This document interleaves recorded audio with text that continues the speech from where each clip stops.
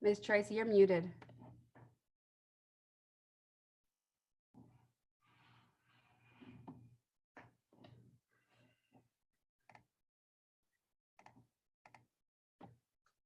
Okay, so now you all know that I am not technically savvy. And you will also know that when you have a teenager in the house that uses your Zoom for her classes, you turn up as Mackenzie. I never know who I'm going to be. But hello and welcome to the 2020 virtual National Student Parent Support Symposium. I am Tracy Lewis, and I'm the director of the Access Collaborative Program. And as some of you know, and some of you may not, Access is an academic and social support program that provides wraparound services to assist parenting scholars who are pursuing a college education at Ohio State University. Whether this is your first session or you've been with us for, one of the other sessions before, I want to say welcome back. I want to say welcome to those who, if this is your first session, and I want to say thank you to all of you for attending. It's wonderful to see so many new and as well as familiar faces. The symposium has grown since it began in 2005. When we come together, it always amazes me, the work that is being done to support parenting students around the country. Even in this abbreviated virtual version, the information being shared has been so impactful and shows our commitment to supporting and learning from each other on best practices and how to support the post-secondary parenting students and their families. Now I'm going to move out of the way and introduce our speakers for today's session. Both from PERG at Endicott College. Today we have with us Joan Karp and Elizabeth O'Shea. Joan serves as a senior research associate, and Elizabeth is the co-director with PERG. Joan and Elizabeth will walk with us through the family-friendly campus toolkit while emphasizing the improvements made by its updates and answer questions about the toolkit's utility. Welcome, Joan and Elizabeth. Thank you so much for being here, and we look forward to an exciting session. Take it away. There. All right. So thank you, Tracy, and thank you so much, Jillian and Jessica and everyone at Ohio State for getting this underway. It's been great seeing people virtually. I can't wait until next year when hopefully we're all back together again in the normal fashion. And I also want Elizabeth, you need to, sorry to interrupt, you need to adjust your screen see a it. little Yeah, bit. I can see that. You're right. Yeah. I thought I had screen sharing down.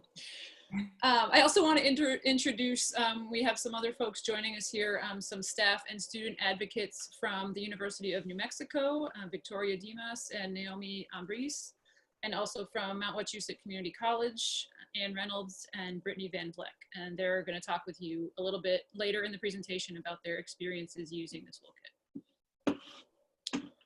toolkit. So the Family-Friendly Campus Toolkit, Using Data to Improve Outcomes, is a no-cost self-assessment guide and set of resources for advocates to use to improve conditions and supports for student parents. It was first released in 2017, and many of you may have seen or used the original version, and we just did a pretty big revision and re-released it about a month ago.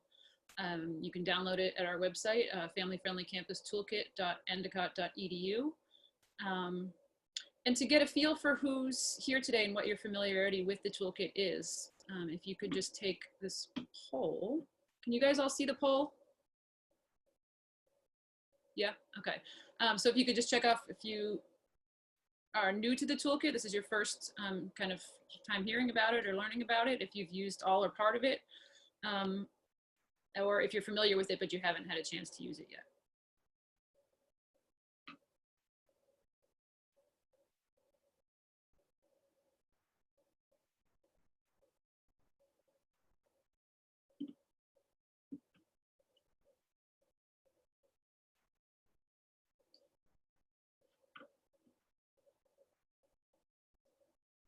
And Jillian, how do we see the results? Ah, there we go. Great. So a lot of you are new to the toolkit. That's great. I'm glad to have more schools learning about it and familiar. All right, great. Thank you so much. Hopefully this will be a great introduction to it, and it can give you something useful for you to use back on your campuses.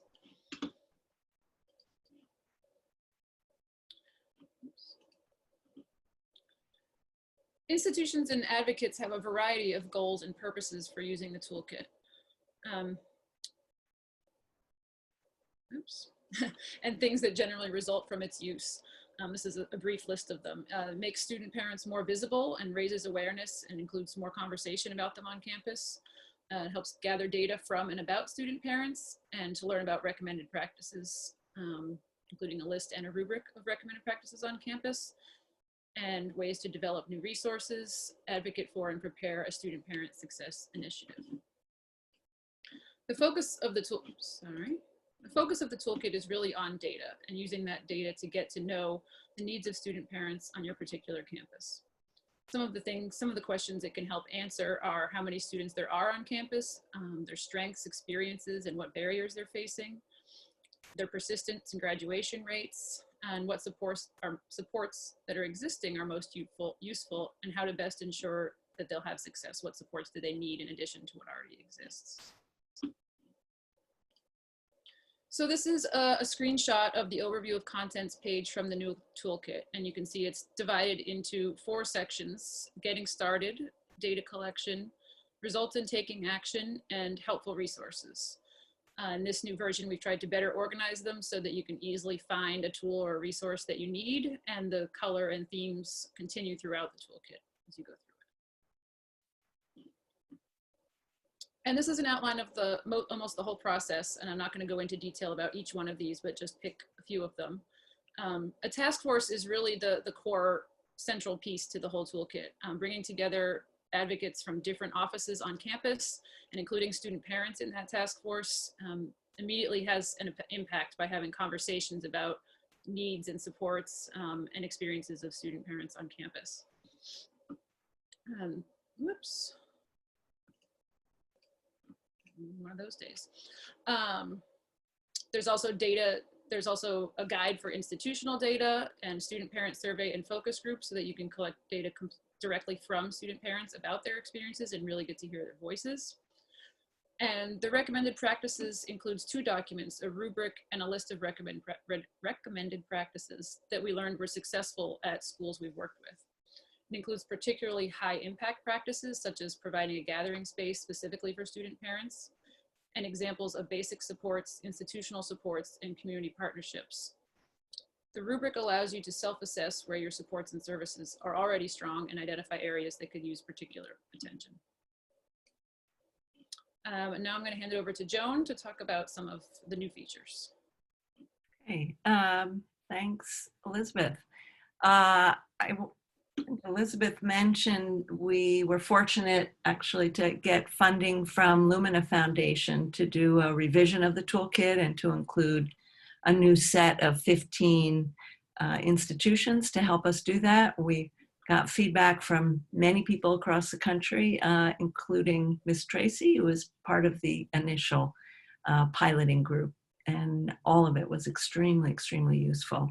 So we'll be showing a few of the new features on the next slides. Just want to say a couple of things. There's a survey question planning tool that will help with thinking about what should be in your student survey.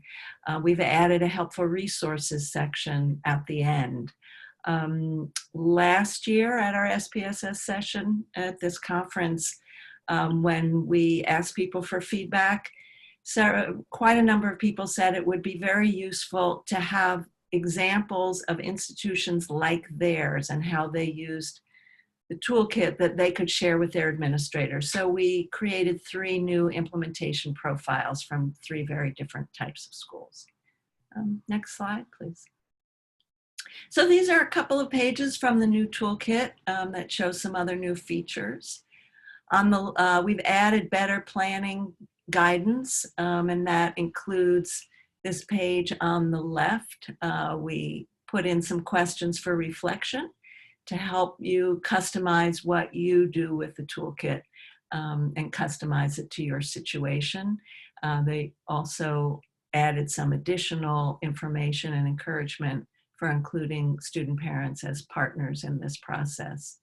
On the right is another brand new feature. It's a new wrap-up section at the end of each data collection tool. And if you use that data collection tool, this will guide you through capturing what you learned from the data and recording initial thoughts about actions you might want to take as a result, because at the end, the idea is to create an action plan, recommendations and an action plan. Next slide, please. And these are two other pages from different parts of the toolkit. We added tips and reminders in various places based on feedback from schools that field tested the toolkit. And then this one, these two pages, these two actually go together. They show the place to record the recommendations and action plan. Also includes a place for already completed actions, because people start changing things and doing things all, from the very beginning, and then at the end, really coming up with some bigger recommendations that will need more dissemination and advocating around, perhaps short and long-term recommendations. And this gives you something that could be presented to decision makers along with the data collection results. Also want to add another important new feature is a toolkit workbook in Word so that you can type directly into the documents very easily. Next slide, please. And the revision also includes a new PowerPoint template that matches the data collection tools. And this slide and the next one just show you how one school used some of that data. And this is just the student survey data, but it also has places where you can show people existing services, demographics of your student parents, your recommendations. There's a place for all of that in the dissemination PowerPoint that people have used it, have found it very useful. So we're excited about that. And outcomes, there have been all kinds of different outcomes, but I will say, one of the biggest features of it is that any recommendations will be data-driven. You will have data behind whatever you recommend, and you'll have results that show why you think that's important. And administrators like data and like to act on data. And a lot of administrators have been reluctant to move forward because they don't think that there are very many student parents on their campus. And almost always there are a lot more than anybody thinks there are. So in addition to, you can see some of these outcomes here, in addition to new supports and services and programming. And I will just underline that we have collected a lot of things that we've heard about things like that. There's lots of examples to give people ideas of what else they might like to do. Some of them, yes, require space and money and time, the hardest things. Especially harder now, but some of them don't. Some of them are quite easy to implement.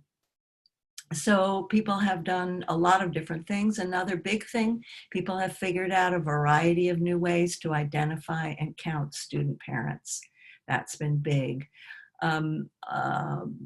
Improved educational access for student parents through a variety of means. Making family-friendly study spaces in the library, making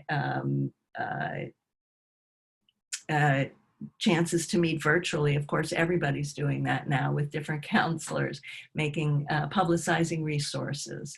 Several have used the data they've collected to get C-Campus grants because they now have data to really back up their applications. There have been changes in institutional policies, been a lot of new collaborations across campus, but also with people and groups in the community. There have been new financial supports. We know of one school, there may be others, that created a comprehensive 5-year strategic plan. And they're doing a lot of exciting things with that. So I think, even with the COVID crisis and even with people not being able to be physically present, of course, meeting the needs of these students is more important than ever. I don't have to tell this audience that. And I will turn this over now to folks from the University of New Mexico, Victoria Demas and Naomi Ambrose. They will introduce themselves, and we're just delighted to have them here, as well as the folks from Mount Wachusett Community College who will speak after them. Okay, I turn it over to you. Thank you, Joan and Elizabeth, for allowing us to be a part of this particular presentation and allowing us to share the outcomes that we've experienced at the University of New Mexico as it relates to student parents and the progress that we've made. We're really excited to speak to that. I also would like to thank The Ohio State University for providing this webinar in a virtual format and allowing us to continue our work. This is the conference that I look forward to every single year, and I'm happy to be a part of it again this year. With that being said, my name is Victoria. I am the program specialist at the University of New Mexico Children's Campus. This here is our campus, and as many of you have experienced, we all have beautiful campuses, definitely one that we love being a part of. Go ahead and switch over to the next slide. I'm gonna allow Naomi to introduce herself, and then I'll go ahead and provide a little bit more information about myself. Thank you, Victoria. Hi, everyone. My name is Naomi Ambrose. I'm a mother, graduate student, and student parent advocate with the Women's Resource Center. As one of the few graduate students, parents in my academic program, I was fortunate to find the support from the Women's Resource Center and the UNM Children's Campus. Without these campus resources, my academic journey would have been a lot more challenging. In my capacity as a student parent advocate, it is my hope to bring more visibility to the student parents population at our university. So I'll let Victoria go into it a little bit further. All right. So as I mentioned, I'm the program specialist at the University of New Mexico Children's Campus. But in addition to that, I'm a new mom. I have a 7-month-old at home. I'm also a graduate student. I, of course, am a huge student parent support advocate. I'm a staff advisor to the student parent or student chartered organization on campus that relates to student parents. I also volunteer in a lot of different capacity with foster youth, which is a cause that's very near and dear to my heart, and a lot of different animal rescue collaboratives. But with that being said, I started my work with student parents back in 2004 when I was a student myself at the university, and I was obtaining my bachelor's degree at that particular point. And in that particular role, I started working alongside many, many student parents and recognized that there's a huge need on campus for student parents and various supports or lack thereof at that point. So we've definitely made a lot of progress over the course of the years, but the toolkit has actually been instrumental in being able to help us identify additional needs on our campus. Next slide, please. So just to give you a little bit of information about UNM, we're a fairly large institution in the state of New Mexico, definitely the largest. We have our main campus here that's located in Albuquerque, and then we have 5 branch campuses that are situated throughout the state of New Mexico.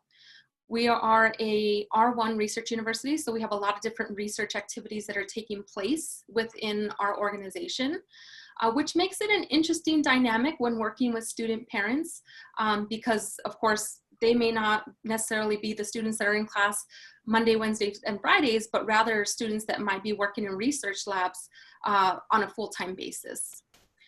We are an HSI, Hispanic Serving Institution, with 48% of our students identifying themselves as minorities.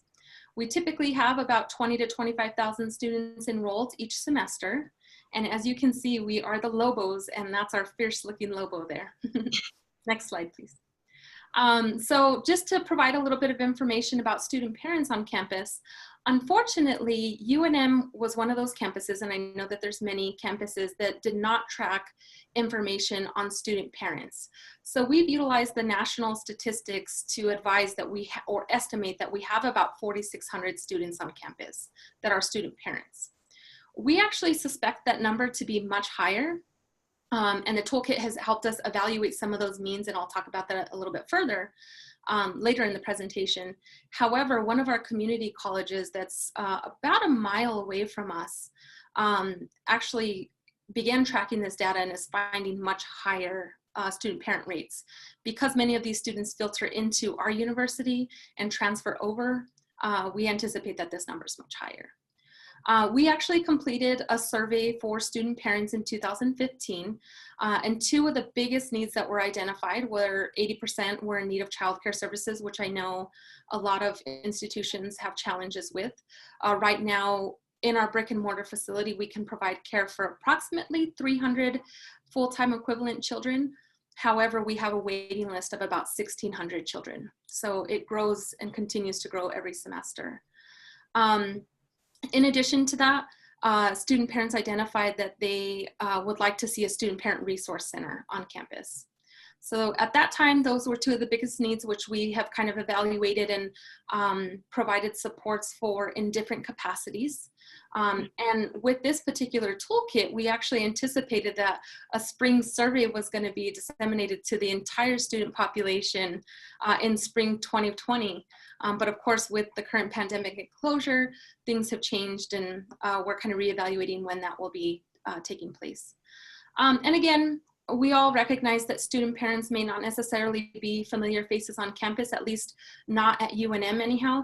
UNM is a very commuter-based institution, and with that being said, they generally come onto campus, do whatever they need to for their class purposes, and leave. So we're really trying to find ways to engage students in other campus activities that are taking place, student parents. Alrighty. So when we began the toolkit, we identified several goals for our institution. The first was to increase awareness of student parent needs on campus, and really as a whole to increase awareness and bring light to student parents on campus. At our particular institution, there's not necessarily a lot of data that's captured in regards to student parents, but in addition to that, student parents don't necessarily advocate for themselves in a lot of ways. And so with that being said, we wanted to increase awareness of not only the student parents, but also their needs on campus. We also hoped to expand and establish many different collaborations and partnerships with members of the university community, as well as members of the Albuquerque community, to ensure that resources and supports are available to the population. And then lastly, we wanted to ensure that family-friendly programming was in fact occurring on campus. Here at our institution, we have a student activities center that's dedicated to providing a whole host of different activities to students and provide them different resources. And with that being said, when we took a look at those different activities that were taking place, there wasn't necessarily a lot of options that afforded student parents to bring their children with them. So family-friendly programming was another goal that we wanted to kind of see through this particular toolkit. Next slide, please. Alrighty. So as Joan mentioned earlier and Elizabeth in their portion of the presentation, one of the first steps in the toolkit is to ensure that we identify existing supports on campus. The Children's Campus has always kind of been the leader in regards to student parents. Women's Resource Center has also been another huge supporter and advocate of student parents on campus, as well as student family housing. But outside of that, there wasn't a huge amount of different departments on campus that provided these supports. So we wanted to kind of touch base with each of these departments and kind of get a feel for what are you offering in your particular department? How can this potentially be extended to parents?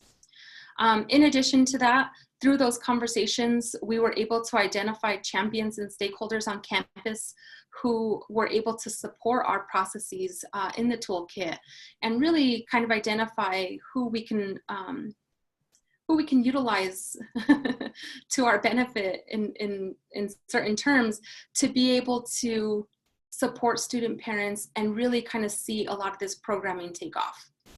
I'm going to turn it over to Naomi so she can talk a little bit about the student side of things and how they help to guide some of the programming. Thank you, Victoria.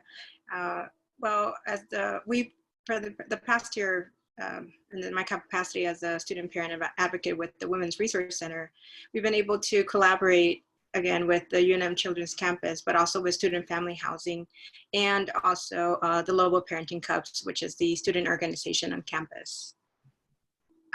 Alongside, we could continue to meet regularly and create events such as the self-care workshops. And I think we'll go to the next slide because that's where the information is.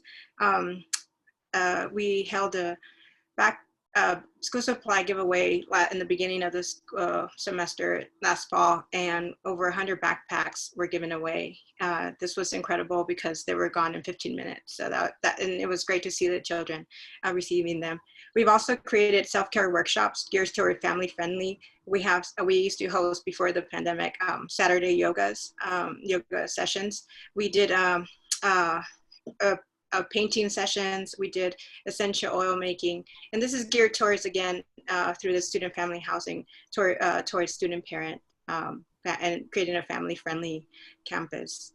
I'll let Victoria talk more about the tax workshops and the wellness and dental checks for children, since they were held at the children's campus. Yeah, absolutely. So one of the presentations that I think many of us sat in on yesterday was in regards to the 2-gen approach. And so the children's campus, we're looking at the children's needs as well as the student parent needs, and really collectively trying to provide supports for both of those individuals.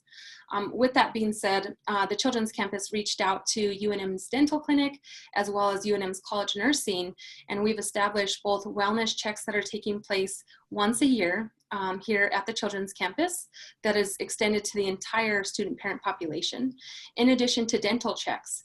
And with that being said, we're utilizing funding to help offset the cost if families are not able to pay for the services that their children need, and or utilizing other funding sources that are available through the dental clinic or through the college of nursing. One of the things to mention in particular, or in regards to this, is with the establishment of the dental clinic, or excuse me, the dental checks, we were also able to establish a dental clinic on site. We're actually going to be opening a College of Nursing clinic as well here at the children's campus to help provide the ongoing support that parent needs for this particular, for their children's particular health needs. In addition to that, we worked alongside WRC, the Women's Resource Center, and Student and Family Housing to provide many, many family engagement events. For example, this included renting out the local children's museum. We had about 500 or 600 participants there that attended. It was a very large family-friendly event with many, many students that participated.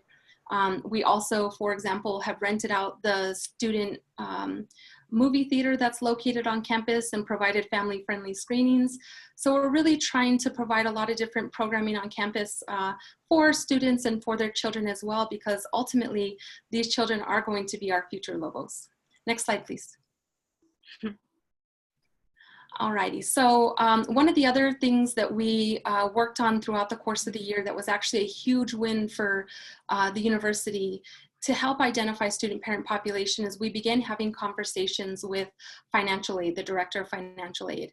We explained some of the challenges that student parents experience on campus, the lack of information and data related to student parents, and we wanted to have conversations with him to see if they were able to help us identify students with dependents. Not only was he able to help us identify students with dependents, he was also able to provide us a wealth of information in regards to ethnicity, status, whether they were undergraduate students, graduate students, all the demographic information that they would include on their FAFSA information. And so after conversations with Naomi and the rest of our group, that was included in our task force, we actually developed this Welcome to UNM and Welcome Student Parents one-pager that went out to all of those students' parents that were identified within that financial aid demographic.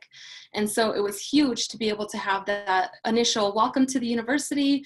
We're so glad that you chose the university to be your home for the next 4 years. If you are a student parent and we've identified you as a student parent based on your disclosure of having a dependent, here's some things to know, and here's some different departments that you can go to, and we can help you with different resources and supports that you may need throughout your academic journey. So this was a huge, huge win for the Children's Campus. It took some time, and we are absolutely thrilled to see it through its fruition. In addition to that, we also, as I mentioned, one of our goals was to increase awareness of the student parent needs on campus, and I'll let Naomi talk about how we've done some of that. Thank you, Victoria. Just recently with the COVID or pandemic situation, the university did provide emergency scholarships geared towards student parents, in particular undergrad and graduate. So that was really, we were really grateful for that support. And just recently, Victoria and I participated in the Division of Equity and Inclusion webinar that the higher administration provided or created the platform for us to speak about the current pandemic, but also be more of a voice for student parents on campus in the work that we've been doing this past year. Victoria, I'll let you talk a little bit more about the UNM new administration that has joined us. So it was actually us receiving the Toolkit funding and being able to participate in the Toolkit was actually huge for our institution to be able to make progress for student parents. But in addition to that, it was actually perfect timing, and it was in alignment with a lot of new UNM administrators coming in. That included, for example, a new provost, a new individual and director for academic affairs, a new president of the university. And so we've actually had the opportunity to invite all of these individuals out to see the work and the efforts that we've made into the Children's Campus and for student parents as a whole. But with that being said, it actually served to our benefit because each of these individuals, we were able to provide them that awareness of student parents on campus and really identify the population and say, this is a population that's needing resources. So it actually was in alignment with some great timing and has been, as I mentioned, to our benefit. Next slide, please. Alrighty, so in addition to the different outcomes that we've mentioned, we also were able to establish a task force that included participation from a number of different individuals and departments on campus and included student representation as well. So we had both undergraduate and graduate students representing overall student parent needs. Of course, we had Naomi and individuals from the Women's Resource Center, as well as individuals from Student Family Housing who have always been kind of our main cohort. But we were able to identify additional participants to come in and really have conversations about student parents, their needs, and really to help inform decision-making that was going to take place moving forward. And then lastly, we also worked with the student parent organization, Local Parenting Cubs, to complete their recharter of their particular organization. And with the recharter, one of the great things that came out of that is we were able to identify both a staff and faculty advisor. And in our particular institution, we have an academic affairs side of things and we have a student affairs side of things. And having an individual that's on the faculty side of things as well as the staff side of things really enables us to promote student parents and their needs on both sides of those platforms. I think that's the end of our presentation, so I'm going to go ahead and turn it back over to Joan and Elizabeth. Thank you so much, Victoria and Naomi. Sure. So now we're going to pass it over to Ann Reynolds and Brittany Van Vleck from Mount Wachusett Community College. Thank you. Hello, everyone. I'd first like to echo Victoria's words of gratitude to Joan and Elizabeth and also everyone that's put this wonderful virtual conference together. This would have been my first time in Ohio and I'm bummed that I missed it, but I did attend the Portland one and the one in Endicott College a few years ago. So that I think is where I first heard about the family-friendly campus toolkit. So we're Mount Wachusett Community College. We are much smaller than Victoria. You'll see some of our stats a little later. But this is a picture of our new science wing that went up a couple of years ago. And we'll move the next slide, Elizabeth. I think we're going straight into Brittany. Hi, everyone. Thank you, Anne. So I'm Brittany Van Vleck. I am first and foremost a mother. I have 2 little girls. Autumn is 3 and Isabel is 1. I actually started attending Mount Wachusett when I first graduated from high school in 2012. Went on to Worcester State University, and then as I kind of began my adult life, having children, and we got married, we bought a house, it just became difficult to find the classes that I needed at a state university. So I needed to kind of go back to Mount Wachusett for their more flexible schedule and finish up some classes at night to get my bachelor's degree, which I actually just completed this spring. I have a bachelor's in public health now, with a concentration in global studies. We love traveling and helping people, especially our other fellow student parents. Thank you, Brittany. So my name's Anne Reynolds. I myself was a student parent and did not really realize that until a little later, until I started working with student parents, because I was a very late bloomer, went back to school very late, and so glad I did. But my children are older, and I guess we call them adult children, but that's out for debate a little bit. But I found C-Campus at Mount Wachusett, or C-Campus found me, and I applied for the position, started there, and now I have 2 roles. I work with the C-Campus grant. I also work with students with disabilities, and I am an advisor to the parent support group on campus. Some overlap between C-Campus and parent support group, so it's a nice fit.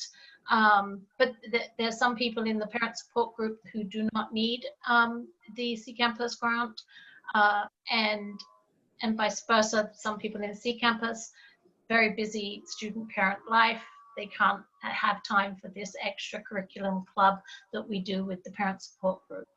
I think that's about it about me. So Mount Wachusett, this is a quick glance of Mount Wachusett. We're a very rural school. We're out in central Massachusetts, where currently we have roughly close to 5,000 actually registered students, credit taking students. We do have a large number of students who take non-credits, and then we service approximately 29 surrounding cities and towns. Many of them are very small rural towns. However, we are seeing more, I am seeing more students come in from the Boston area as well, which is rather interesting, and mainly for nursing. Our demographics, as you can see, 65% of our students identify as female, and then approximately 65% are white, and 20% Hispanic or Latino, and approximately 10% Black or African American. We have seen a rise in student population at the Mount. How we see that, because we don't count our student parents, and that's partly why we wanted to do the toolkit, and it is an ongoing conversation. But at one time, we were the grant writer who works with me in writing with the C-Campus grant was able to come up with this figure of approximately 1,125 student parents. We're hoping, and a lot of COVID put a lot of damper on some of this, but I was in talks with admissions and our advising department. They are going to be including a question for registration, but we everything kind of, like everybody, we all went through this. We just suddenly everything went quiet, so we hope to get that up and going when I get back to school. The C-Campus grant, as you can see, is rather small. We only have 24 students that we serve per semester, but I do have a wait list, and there is definitely a demand for that childcare support. Next slide, sorry, Elizabeth. So why we implemented the toolkit? For many reasons. the minute I saw and heard about it at Endicott College, I was very excited about it. I brought home all the paperwork I could from it. I talked it up to my supervisor and other people on campus. I attended a session when we were out in Portland, and the thing that stuck with me the most was a person talking. I really wish I could remember her name. She was from Hawaii, University of Hawaii. She was wonderful, and she talked very strongly about the importance of the task force and getting people from all walks in the college, all departments, and obviously the student parent voice, which is very important too. But we needed to know what our needs of our student parents are to better serve them. That was the main quest for doing this toolkit. When this opportunity came up last year to be part of this test or pilot group, I jumped on it, and my supervisor was willing to go forward with it. So I was very happy to do that. So like I say here on the screen, the goals of the toolkit was to gather information about our student parent population and to ensure that those needs and supports were being met. Next slide. So our toolkit implementation steps, our first step was to put together a task force, and that I had a lot of fun with. First of all, I had about 18 people on the task force, but 14 people stuck with it, which wasn't really too bad. 4 people kind of just dropped by the wayside. We included people from the library, academic support, our director of facility. I think I remember the lady from University of Hawaii mentioning having a facility person on there, and that was key, so key, because this gentleman was always chasing me down to get rid of boxes that I'd stored in a certain space on campus, telling me I couldn't keep it there anymore, and I would plead with him to find a place for me where I could keep these items that students needed. And so I invited him to be part of the task force, and after the first couple of weeks, he found me an empty space on campus that I could store things in. The director of veteran services also, after the very first meeting of our task force, went off to update his Blackboard veterans page to include information for student parents. So it really did have a ripple effect. I kind of think of it like throwing a pebble in the pond and watching those ripples go out, and it really did touch many people. The self-assessment rubric was so key, and it was really surprising to get all those back from people and see people that have worked in the college for years, and they weren't aware of some of the services that we had right on our doorstep. And then people were sharing things from outside of the community too, which was really a great resource to have. We adapted the survey, we distributed it both online. I spent a week pounding the hallways. We're a small school, so I bought water and granola bars and handed them out to anyone who would take the survey in a small computer lab that we had there, or they could take a paper copy. I asked many professors if I could go to their classrooms, and they allowed us to go in, and I would give them the paper version to the students. Every student that took the survey had their name put in to receive a gift card of an Amazon gift card, because that really enticed them to take the survey. We handed out, I'm going to say close to 2,500 surveys, and we got 200, or the survey went out to about 2,500, and we got 201 responses. I was disappointed, but people told me I shouldn't be disappointed. It's not bad at all. I have had people on the task force definitely encouraged us to send it out again, which we will. We'll keep sending it out.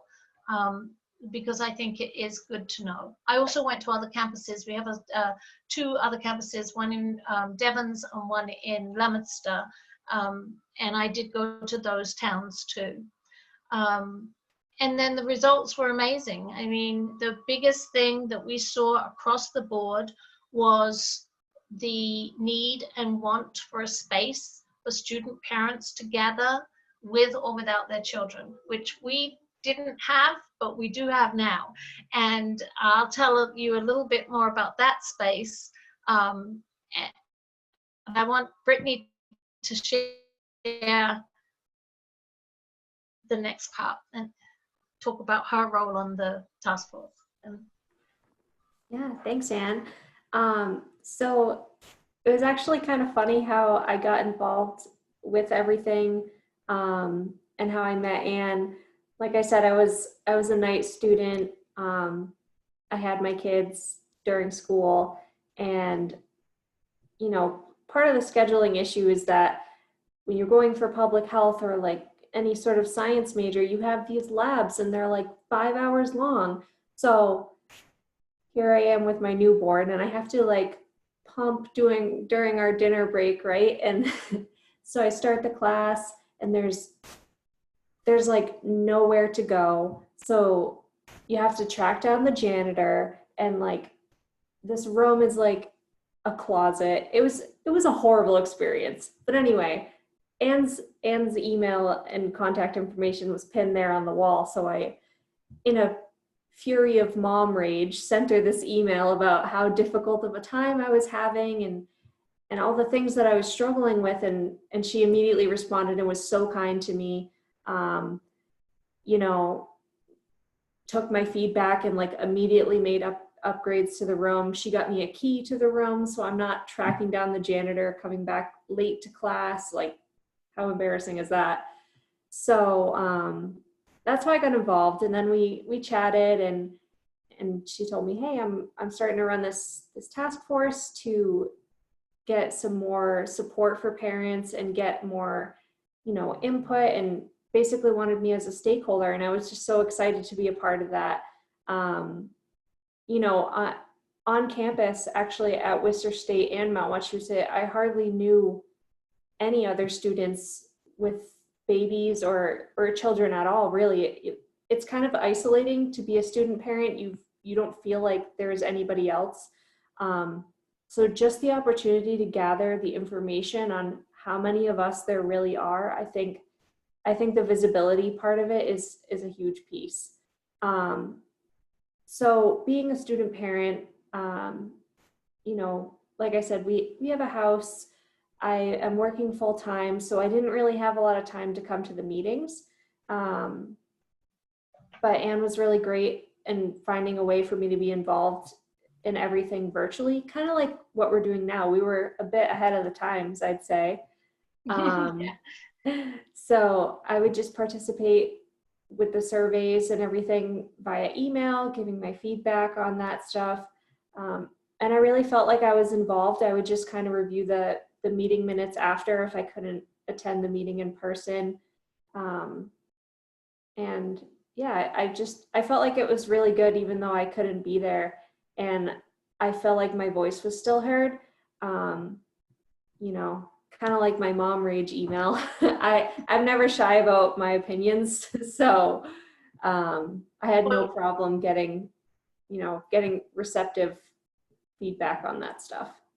And Brittany's feedback was really key and wonderful. And it was, it proved to me that you don't have to be in the room. And look at us right now. We don't have to be in the room to be in the room. And so we included her long distance, and it was great. And she was the only student parent that actually stuck with the whole task force. So that was beneficial to us to have her to be part of it.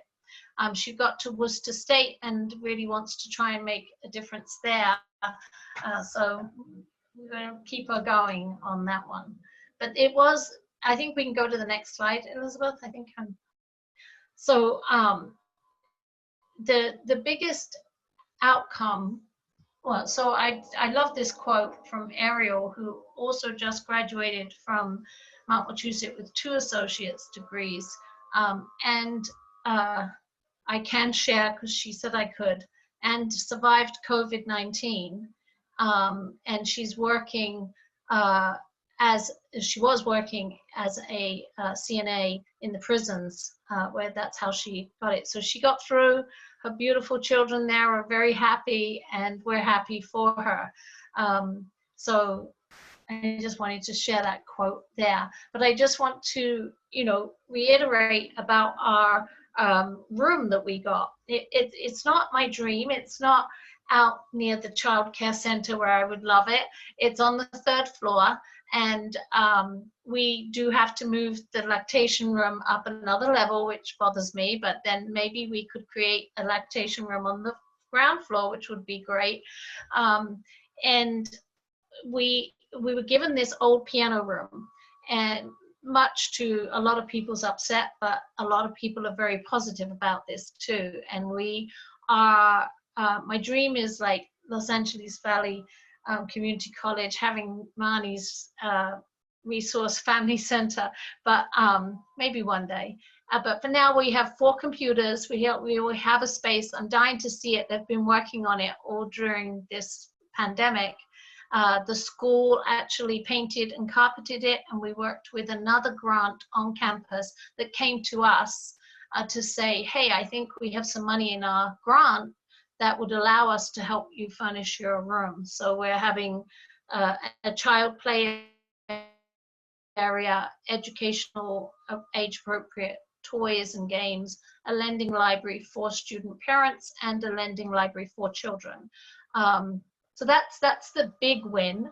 And I'm sorry to interrupt, but I've just been told that we're close to wrap-up time. All right, so that's it. I don't know if there's something else you want to add, and then we'll see if we have time. No, I think that's our big win. Great. And the experience was great. And I would definitely, if anyone's thinking about it, just go for it. Just really, that you guys make it easy. I think the task force is the key, and just start there. Get your task force and go for it. Thank you. So exciting to hear what you've been doing, and exciting to hear about University of New Mexico as well. I could sit and listen all day. Jillian, were you going to handle questions? Yes. Thank you, first of all, for everything you've been sharing with us all. I think some of these, your experiences are valid because understanding that it's not a sprint, but a marathon to implement the toolkit, and that there are a lot of boxes to check and a lot of legwork to be put in. Even if all the tools are laid out very neatly and clearly, the work is still hard work. So thank you all for sharing that. There are just a few questions that I thought were like really important to hit. I went ahead and sent out a message that we're extending 15 more minutes. Oh, okay. Oh, I'm sorry to interrupt. No, and it's okay. I got a different message, yeah. You're absolutely fine. Some of these questions many of you might need to answer, so I wanted to have time for them. So one of the first questions that Teresa asked earlier on was, I think, Joan, you mentioned that you guys were developing new ways of counting student parents. And Yeah. they were looking for just a little more clarification or understanding about what that meant. Or Yes, how sure. And this is Teresa Brill, who everybody's been referring to, who was part of the first round of developing the initial toolkit and knows so much herself. I'll share a couple of things that I've heard from a variety of schools. I think the most exciting, there's one state school that is waiving registration fees waiving admission fees, I believe, for those application fees, for those who apply and indicate that they are parents of dependent children. So I think that was great. Other people are sending out questionnaires, adding this question to questionnaires that go out already after people enroll. That kind of thing is the things that I know of. I don't know if New Mexico or Wachusett have done it in any other way. And people are beginning to get an idea from how many people respond to the student survey.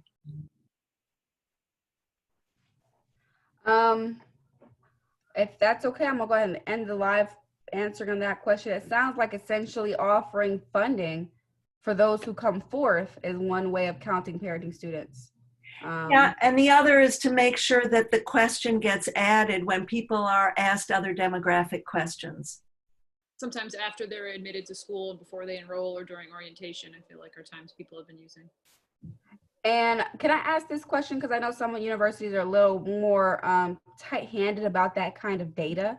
Did you have to go through a lot of legwork to get that kind of data pushed through? Or do you work with the financial aid office to get the information? Yeah, the schools that I know of, because they were engaged in this process and they were building support around student-parent issues, it wasn't difficult for them. Okay. I'm sure there are other places that's really where important to note. You have to get the whole. I'm sure there were other places where they were denied. So Can I think just both add to that? I think, Julian, for us at the Mount, they are asking it as a choice. So they don't have to answer it. So it can say, you know, from my understanding, we haven't developed it yet, but my supervisor was telling me it would be more like a choice. You know, are you a parent with dependent children? Because I think on the FAFSA, a dependent can count as an older relative, maybe. So that is reliable, it's great, but it's not always reliable. So we're thinking of asking that, but I choose to answer, I choose not. That's my understanding, and it will be at registration. at registration. Yeah, people are doing it at all different times. FAFSA data will get you some information. I think I saw on one of these open chats, some schools will share something, other schools absolutely will not. We've got some suggestions in the toolkit that might help you get a little more data there, or maybe ask people in that office to send out some of your information. People have done a lot of different kinds of things. They're not always successful, but more and more schools are, as more, especially as more high-level administrators are getting the data and really, and not just from inside the school, but also from outside, understanding how much more important this population is. Can I add to that, Joan, as well? I think I definitely echo the sentiment that Joan shared in regards to as administrators receive this data, they're definitely a lot more open to learning about the population and exploring different ways of being able to identify them. Specific to our institution, we actually had conversations with the Dean of Students Office, who oversees the new student orientation process, and they've looked at potentially adding in an optional question to identify student parents, because all students are required to go through the orientation process. Although it can't formally be added to the admissions packet, that might be another means of being able to obtain that data. And we were also able to obtain the data through our financial aid department.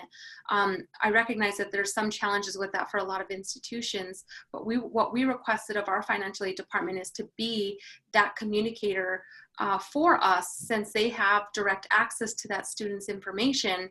And we kind of included a note or disclaimer: you're receiving this information because you identified yourself as having a dependent through your FAFSA application. And it would come directly from the financial aid office and say, here's some additional information that you may, that may benefit you as a student parent on campus. Thank you all for adding to that conversation, because I think that's something that a lot of people just hit a roadblock about. Like you mentioned, the data is really important. And when you're pushing policies at institutions, especially the larger ones, they want to know, like, national data is good, it's great, it sounds good. What is our data on our campus? And sometimes they might do that as a point of stonewalling you out for a little while or stalling you out. But finding ways to get that data through multiple means, I think, is helpful.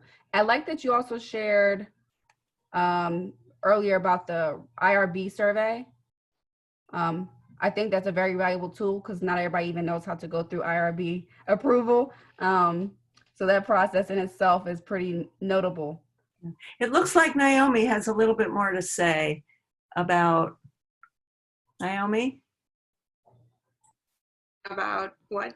About this? About this question? Yeah, I can just look and see what you put in the chat. Also about identifying student parents. Oh, in terms of not having them FAFSA. So what we are doing with our with the Recharter of the Lowell Parenting Cups, and as Victoria had mentioned, the great thing about having a faculty and a staff advisor be part of this organization is that the hope is to reach out to student parents that do not do FAFSA, and in this way we can capture a more broad population of student parents that do not do FAFSA. So yeah, I thought you were talking about the IRB survey, which that I didn't see, but yeah, no, so this part. we can let someone else answer that. But yeah. So I want to pull up another question particular to the toolkit. And this question's asking if the toolkit encourages the demographic-based data, or if it should also support intersectional identities, and maybe if adding some intersectional identities makes the data a little more harder to aggregate. Elizabeth, I think that's for you. Our survey and our institutional data guide definitely encourages collection of demographic data to the extent that you can. So on a survey where a student parent is filling out themselves, they can fill in any of their identities. It may be harder to get from the institution depending on what they're already collecting. And that definitely would help people to know, all of the different categories or identities that someone may fall into, whether they're a student parent and a veteran or have a disability or belong to any other underrepresented group. So that's definitely important to know. And I don't think it would make it any harder to disaggregate, if that's the question. I'm still trying to read the question and talk at the same time. Yes, people can find out, what the situation is for any particular type of student that's asked about on the survey, and separate out those results. Absolutely. And I imagine if you add in the additional identities, it helps to provide, wraparound services for the students. Exactly. And to get more funding opportunities for them, or start dipping in double pots, you know what I mean? Yeah, we do ask about relationship to veterans benefits as well, first generation students. Yes, there are other pots of money, there are other kinds of services, as well as age of children, whether you identify as a single parent, and graduate student, undergraduate, all kinds of things, yeah.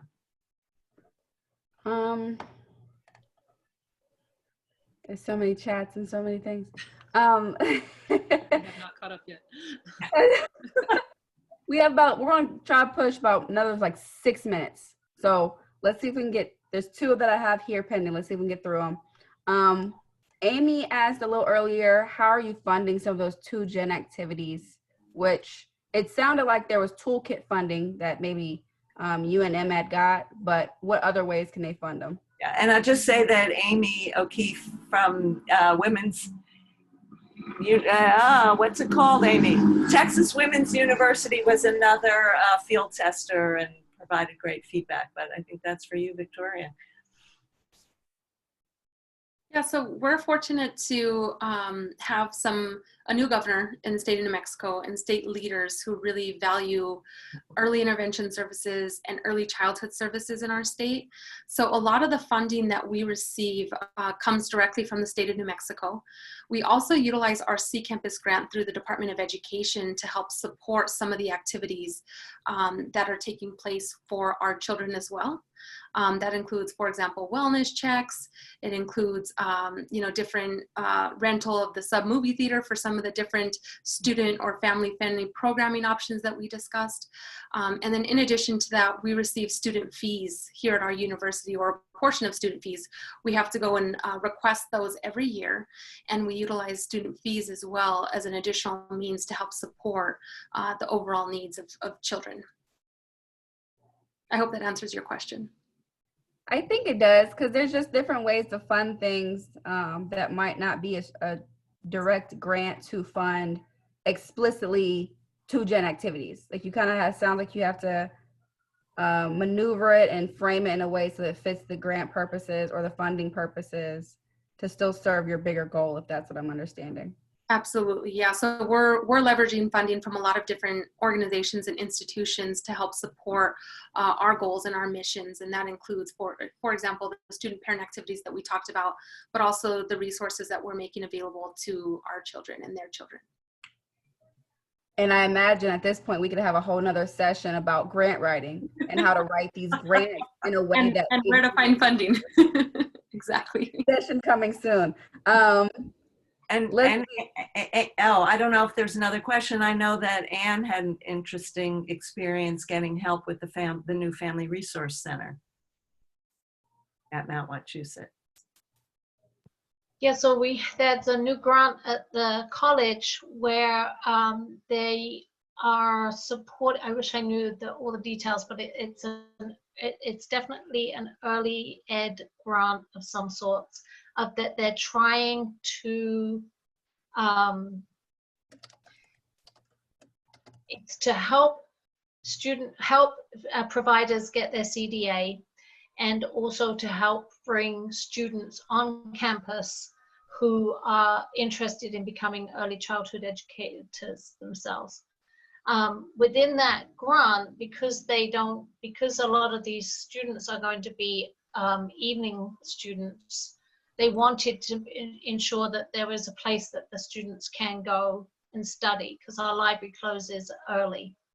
And so this is the loophole that the person who oversees that grant said, if we pay for the funding of furnishing and doing your room for you, which I was like, sure, that would be great, then they can write that into as a room that will be used for the students that come in the evening to use it. So in the evening, most of their students that are coming in are parents. Some are not, so there will be a little bit of an overlap there. But in the evening, yes, these students will be able to use it, which it's a win-win, I think. It's always a win-win, because you never know which students are going to dip into that pot of needing parenting student resources. Yeah. Okay. We'll do a quick roundabout for our folks at the two universities. Could you share just the most popular or the most helpful resource that you're offering from the toolkit? I know they're all valuable, but if childcare is the biggest one, share that with us briefly, or whatever that resource may have been.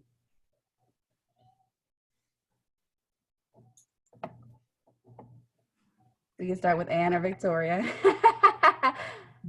So again, it's got to be the Family Resource Center that we've got, but C Campus, which didn't come from the toolkit, is one of the biggest, I think, student parent supports on campus right now for Mount Wachusett. God, it's so hard to choose one. It took me a while to answer, and I didn't initially jump in because I truly can't just pick one. I think childcare is huge. You know, that's definitely what we do here at the Children's Campus, in addition to serving student parents in a lot of different capacities. But I think that in addition to that, oh, hang on just a second. Sorry guys, I had a visitor for just a moment. But with that being said, I think secondary to that, family-friendly programming, and being able to see students interact and engage and bring their children to campus and have different activities to do is definitely one of the biggest resources that we're currently offering.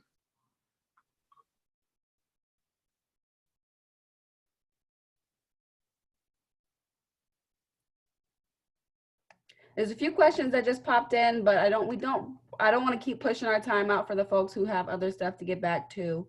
So what I'll do is I'll make sure I share these last questions with all of you in an email. You can share your responses, and we're going to share all the questions and answers on the webpage post session. So with that, thank you all for joining us. Thank you those of you attendees who hung in with us throughout the time. I did let them know recording so they can come back and watch later. I want to remind folks that we do have one more session today. It's actually at 5 o'clock this evening from 5 to 6 p.m.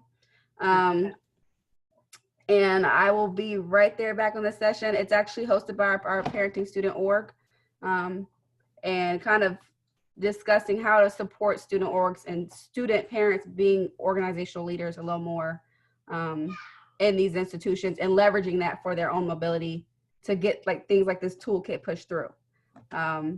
So for the good of the order, I see you, Gloria. I will figure that out. Why not? There should be a session or a survey that pops up when you close out. It sounds like maybe that's not happening, but I hope it is for some of you. Let us know how we did. I will be sharing the contact log with Joe and Elizabeth so they can reach out to you guys who wanted more information. And with that, Thank you so much, Jillian. Thank you so much, and so much to the whole Ohio State team. This has been a great pleasure, and to put in a lot of work too. Thank you so much. And thank you to the other universities that joined in with this kind of last minute. Yeah, thank you for sharing. Welcoming us into your homes. Thanks for coming. All right, folks, have a great one. I will see some of you folks in this evening or tomorrow at the C Campus session. Mahalo. Thank you. bye.